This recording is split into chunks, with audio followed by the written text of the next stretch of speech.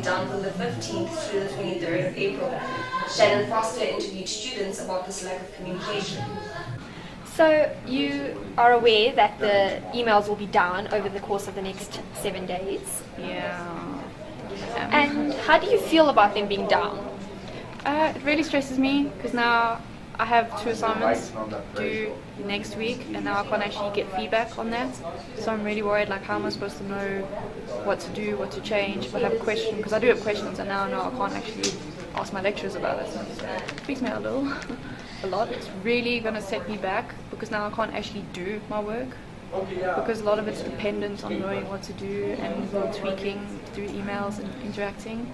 So now I can't actually find out what my questions are and what I'm supposed to do exactly. So yeah, now I'm delayed like a week of my work. Well, I suppose it's good for them to do some maintenance as well, but it does affect the studies of pupils at Monash. How do you think this will affect the students? Well, for example, with group work and communication, they may not all have each other's numbers to contact each other on WhatsApp or so, and they need to communicate via email, which can have an impact with miscommunications or non-communications. Thank you. And what do you believe will be the inconvenience for you?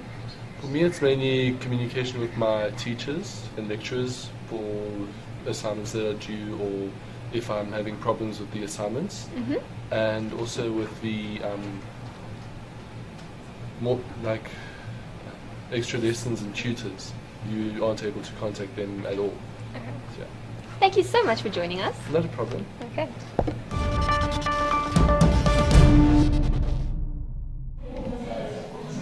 The Monash Society of Politics had a guest speaker coming through from Australia.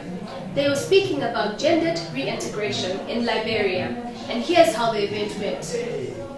On Thursday, the 16th of April, the Monash Society of Politics held a discussion about gender reintegration in Liberia, mainly focusing on the role of women during war. The society invited a guest speaker from Australia, Christopher Hills. Here's how the event went. Mr. Christopher Hills is an experience of volunteering and working throughout the African continent, from Kenya to Gambia, and he has visited 17 African countries throughout this continent. That's more than me, and I'm African. Without any further ado, can you all help me in welcoming Christopher Hills?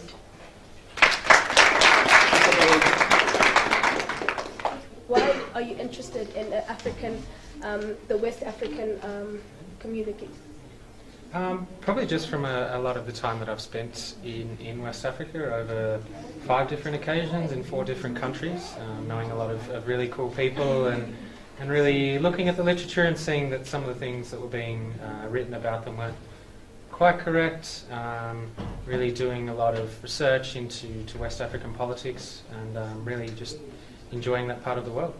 Okay, and I just want to find out also, do you consider yourself a feminist activist? I'm not calling myself a West African feminist, okay? And I've taken a lot of heart from some really great scholars like Bell Hooks and other people who said, okay, if there's a problem with calling yourself a feminist, say that you advocate feminism. So I can say that I advocate West African feminism in talking about post-conflict, feminist IR. I'm saying that I really advocate more West African feminism, but I'm not saying that I'm a West African feminist. Kevin describes the event as a huge success, and the society will have more speakers coming to Monash University. This is Asisipo Moyake reporting from MoTV.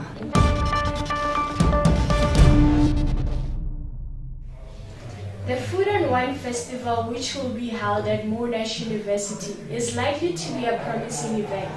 Del Joseph, who interviewed Anesu Kazera, has more details on the event. I'm here with Anesu Kazera, president of the Rotary Club Monash, South Africa. On the 16th of May, the club will be hosting a Food and Wine Festival. And Anesu's here to just tell us a little bit more about the event. Anesu, what's going on? What do you have planned for us, and what can we expect on the day? Right. What's going to take place is on the 16th of May. We're going to have a Food and Wine Festival, like you were saying. It's most probably going to be on the rugby field. right before the big field, and they were going to pitch up a big tent and then have different restaurants which are going to take part. They're going to give out free sample of food, and if people like their food, of course, they'll get their chance to buy a plate at a lower cost than they usually buy them at their restaurant. What the main aim of this Food and Wine Festival really is to, how can I put it? We are part of Rotary. Rotary Club of Monash, South Africa is part of Rotary International. Now, Rotary works with Rotary, so that means we work towards the same goals. We have the same mission. Is to help people, leadership skills. So with the students here, we're going to help ourselves to have organization skills. We're going to participate in a international community service. So the main aim of this Food and Wine Festival is to end polio, which is like one of the main projects of Rotary. It's going to be a fun event. It's going to take place in the afternoon throughout the night. Whenever people start leaving, that's when we'll start. Really. It's going to be an exciting event. Yes. Cool. Will this event be like closed off to the public, or will it be open to everybody? And what's that about? Well, the event will be open to the public.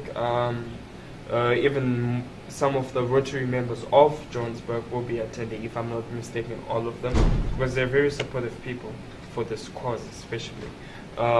Even the students are welcome. We are working with WITS Rotaract. They're also going to be helping us to set up, get sponsors, that type of thing. Well, it sounds like quite a big event. What numbers are you anticipating? We're anticipating about 500 to 1,000 people that will attend.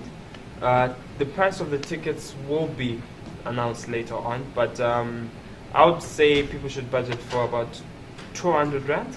For that 200 rand, you'll be able to get at least 5 glasses of different types of wine from different parts of the world. And then you get to taste and get a meal also. Right. And then if you want more, it's up to you. You just buy. It's not going to be a big problem. Cool. Thanks, Anesu. Well, there you've had it, straight out of the horse's mouth. Well, there you had it. This looks like it's going to be a great event. This is Dale Joseph signing off for Mo TV.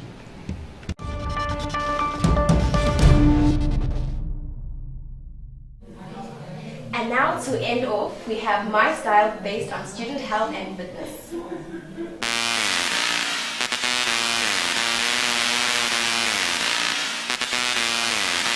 Squatting, bench press, hammer curls, barbell curls, preacher curls.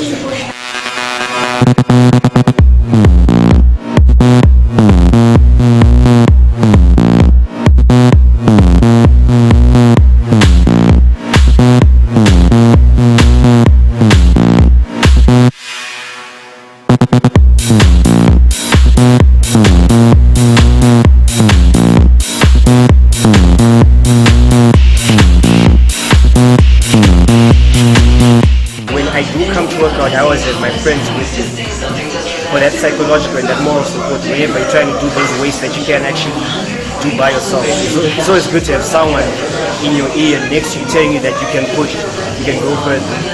Okay. So I think that's what really helps my workout.